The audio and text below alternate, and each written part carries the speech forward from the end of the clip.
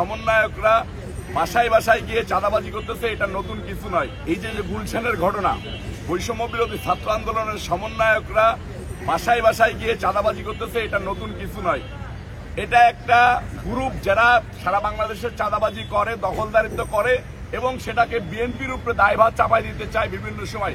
আপনারা পুরান ঢাকার একটা ঘটনা দেখেছেন, যে ঘটনা তাদের ব্যবসায়িক দ্বন্দ্বের মধ্য দিয়ে ঘটেছে।